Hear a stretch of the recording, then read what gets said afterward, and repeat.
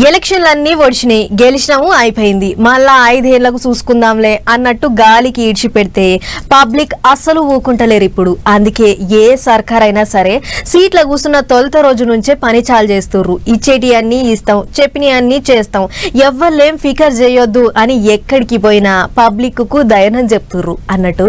ఇగో ఏపీలో ఈసారి ఓ రోజు ముందుగానే పంచిపెట్టిర్రు పింఛన్లు.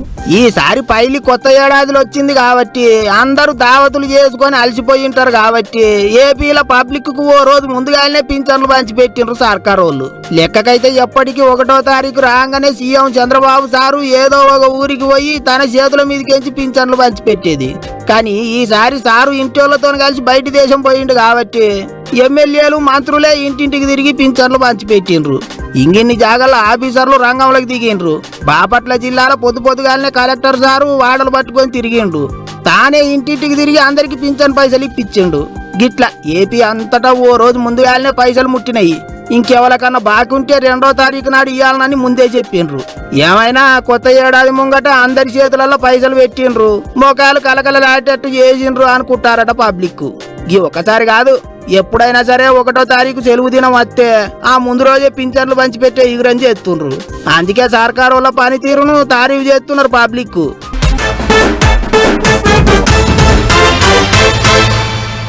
చూస్తా సంక్రాంతి పండుగ రానే వస్తున్నది. ఇప్పటికే బస్సులు, రైళ్లు అన్ని టికెట్లు ఫుల్ అయినాయి.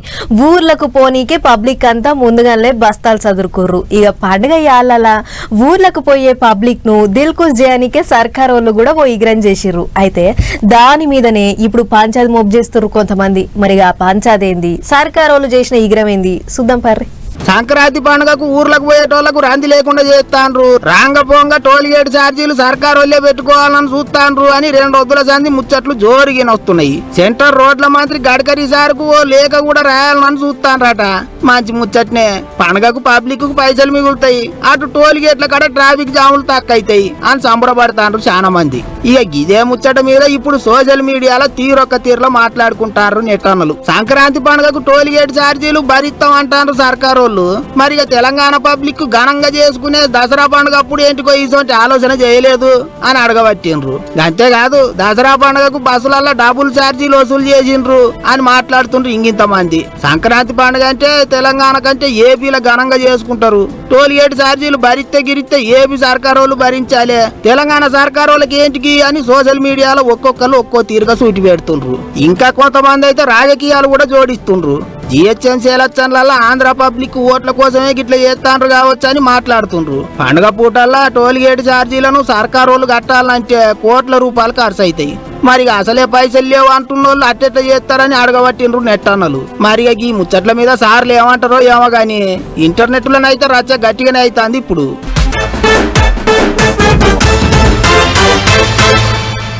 బొక్కలు కొరికేసాలి, ఒళ్ళు ఎండాకాలం రేగడి శెలకలు పగిలినట్టే వగులుతుంది. శవలలకు బట్టలు, పేయికి గరం కోట్లు లేకుంటే ఈ ఈగానికి ఇంట్లోకించి కాలు బయట పెట్టేటట్టే లేదు. పొద్దుగాల పక్క మీదకించి లేవాలంటేనే ఈగ ఇర్రుమంటుంది. అంత సలిలా పొద్దుగాల లేచిపోయి ఇర్రుమనే ఈగానికి లైన్లల్లా నిలబడుతుర్రు రైతన్నలు. దేనికి అనుకుంటుర్రా? ఈ వార్త చూడుర్రి, మీకే ఎరకైతుంది. బొక్కలు కొరికే సలిలా గిట్లున్నాయి రైతుల కష్టాలు. యాసంగి పంటకు యూరియా కష్టాలు. ఈగానికి ఇర్రుమంటుంటే చెవులకు బట్టలు, పేయికి గరం కోట్లు, చేతులనేమో పట్టా పాస్బుక్ జిరాక్స్, అవసరమైతే ఆధారం కరెక్ట్ పట్టుకొని ఈగా సలిలా లైన్లలో నిలబడుతుర్రు. గంత సలిలా ఇంత కష్టం ఎందుకు అంటే ఒక్క బస్తా దొరికినా సాలని ఎవళ్ళ ఆపొచ్చినా అలది. ఆడోళ్ళు, మొగోళ్ళు, ముసలోళ్ళు, పడిసోళ్ళు అందరి డ్యూటీలు సొసైటీల ముంగట్నే. ఆడాడ లైన్లు తప్పిస్తుర్రని నూక్కునుడు కొట్టుకునుడు కూడా అయ్యింది. ఖమ్మం జిల్లా కొనిజర్లున్న మనగ్రోమోర్ ముంగట గిట్ల జుట్టు పట్టుకుర్రు అక్కలు. ఎక్కడి నుంచి నూకుతారా అని సరసులు సరిసింది గీ అక్క. కామారెడ్డి జిల్లా తాడ్వాయి మండలంలో ఉన్న ఎండ్రియాల్ అనేటి ఊళ్ళో కూడా ఇదే కథ. కోడి గుయంగా లేచొచ్చి లైన్లు కట్టిరు రైతులు. తెల్లారి గట్ల 3ంటికే వచ్చి లైన్లు కడుతుర్రు, ఒక బస్తా దొరికినా చాలు అని. వరంగల్ జిల్లా చెన్నారావుపేట మండలం ఉప్పలరపల్లిలున్న రైతు వేదిక ముంగట తెల్లందాకా జాగారమే అయ్యింది రైతులకు. ఆడోళ్ళు, మోగోళ్ళు తెల్లందాకా ఈగానికి వణుక్కుంటా కూడా లైన్లలోనే నిలబడ్డరు. మొత్తం 2,15,000 మెట్రిక్ టన్నుల యూరియా ఉందట సర్కార్ కాడ. అంటే ఓ 47,68,000 బస్తాలు అన్నట్టు. ఈ లెక్కన చూస్తే 12,700 700 ఊళ్లకు ఉన్న బస్తాలు వంచితే ఊరికో 376 బస్తాలే. ఎవళ్ళకని ఇస్తారు, ఎవళ్ళకని వంచుతారు? యూరియా రైతుల కొరకని ఆన్లైన్ యాప్లు పెట్టిర్రు, అలా బుకింగ్ చేసుకునుడే. ఇక యూరియా కొరకు తిప్పలేముండదు, ఇంటికాడ ఉండే యూరియా బుకింగ్ చేసుకోవచ్చు అని అన్నారు కదా అని అంటారా? అది కూడా ఉంది. అయినా గింత తిప్పలేందుకు అని అంటే ఎట్లా బుకింగ్ చేసుకోవాలో తెలియక, అందుకనే రైతులకు ఎరక చెప్పేటందుకు అధికారులే రంగంలోకి దిగిర్రు. ఎంత బుకింగ్ చేసుకుంటే మాత్రం ఏం ఫాయిదా, అసలు మాలు సరిపోని లేనప్పుడు అనేటిది కొంతమంది పడి పన్నోళ్ళు అంటున్నమాట. ఏమో తీయుర్రి, ఎన్ని యాపులు తెచ్చినా ఏం తెచ్చినా రైతుల కష్టాలైతే తీరేటియే కాదు. ఏదో ఉండే కదా కడుపు చించితే కాళ్ళ మీద పడ్డట్టు రైతుల పరిస్థితి. ఎన్నడు మారుతాయో ఏమో గాని ఇప్పుడే ఇట్లున్నదంటే ఇక వరి నాట్లు పడ్డాక ఇంకెంత గోలు ఉంటుందో ఏమో.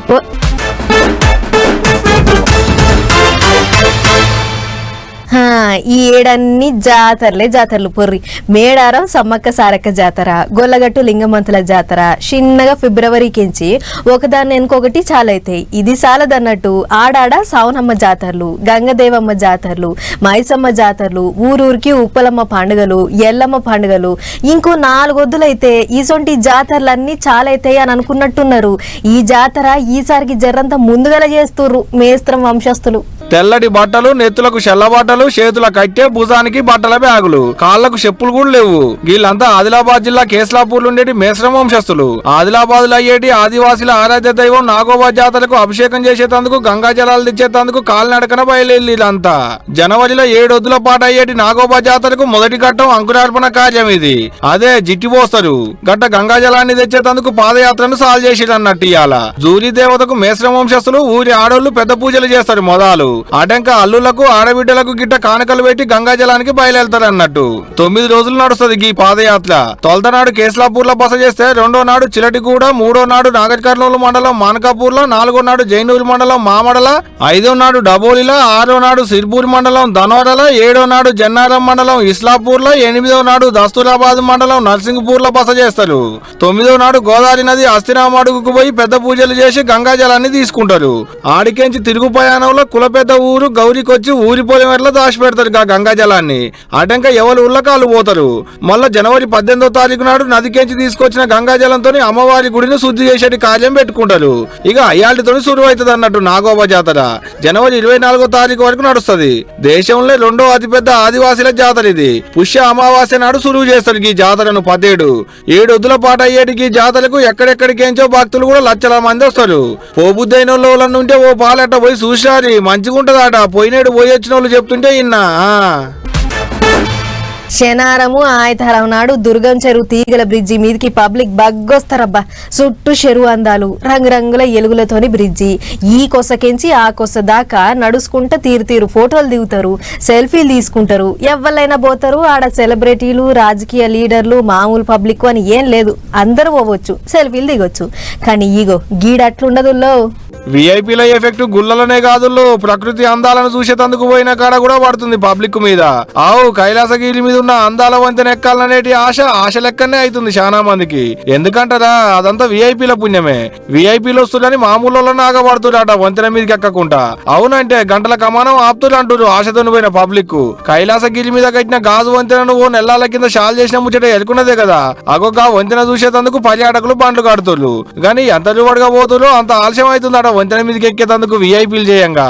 వచ్చిన పర్యాటకుల్ని పక్కన పెట్టి విఐపీలు పంపిస్తున్నాడ ముందుగాల. వాళ్ళు కిందికి వచ్చిందానికి ఆగాల్సిందే. ఇక మళ్ళీ అట్టనేమన్నా పుక్కట్ల పంపిస్తున్నారు అంటే అదేం లేదు. ఒక్కొక్కరికి 250 రూపాయల టికెట్. గంత పైకం పెట్టి టికెట్ కొన్నా విఐపీలు వస్తున్నారంటే ఆగాల్సిందే. మామూలుగానైతే ఒక్క పాలకి 30 మందిని పంపిస్తున్నారు. అది కూడా 10 నిమిషాలే ఉండేది. దాని మీద సెల్ఫీలు గుంజుకోవాలన్నా, వీడియోలు తీసుకోవాలన్నా, మీదికెంచి ప్రకృతి అందాన్ని చూడాలన్నా 10 నిమిషాలే. నేను సరిగ్గా చూడలేదు, ఫోటోలు మంచిగా రాలేదు, మీదికెంచి అడివి అందాలను వీడియో తీయలేదు, కింద సముద్రం వలలు మంచిగా గాని రాలేదంటే అవన్నీ జల్లవు. గట్ట అయితేనే గంటకు 100 మంది వరకు చూసుడు అవుతుంది. లేదంటే గంటల కమానం ఎదురు చూపులే. క్రిస్మస్ సెలవుల కాంచెల్లి వరుసగా సెలవులుండుతోని గాజు వంతెన ఎక్కి ప్రకృతి అందాలను చూసేందుకు లైన్ కడుతున్నారు అన్నట్టు పర్యాటకులు. గాని మురుసుకుంటా పోయి కలుసుకుంటూ వచ్చినట్టే అవుతుంది అనేది ఆడికి వచ్చేది పబ్లిక్ అంటున్న మాట. అంతకు విఐపీలను అప్పుడు కాకుంటే వాళ్ళని సగం ఇళ్ళని సగం పంపిస్తేందో మరి. 7 కోట్ల రూపాయలతోని 500 టన్నుల బరువు ఆపేటి 40 mm మందంతో ఉన్న గ్లాస్ పెట్టి కట్టిరు పర్యాటకులు అందాలను చూసేందుకు. ఒకటే పాలి 40 మంది ఎక్కినా ఏం కాదట. ఇక గ్లాస్ బ్రిడ్జి కదా, సుత్తతోని కొడితే పగులుతుందా, ఎగిరి దుంకితే పజలు వాతదా అని శీతోశాతలు చేశారు. ఆయనతో ఉన్నొక్క బిడ్జితోని కూడా ఉపయోగం లేకుండా అవుతుంది జర పైలం మళ్ళా.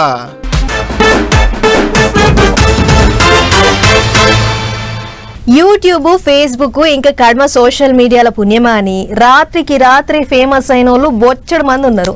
అందులో నా అన్వేషణ అనేటైన కూడా ఒకళ్ళు. అయితే ఎక్కడెక్కడో దేశాలు తిరుక్కుంటా అక్కడి మనుషులు వాళ్ళ తిండి ఠికానా బతుకు చిత్రాలు చూపించుకుంటా ఉండేటోడు ఉండక మన హిందూ దేవుళ్ళ మీద నోరు బారేసుకుండు. ఇక గీ ముచ్చట మీదనే ఇప్పుడు అన్వేష్ మీద అగ్గి మీద గుగ్గిలం అవుతుంది సమాజం.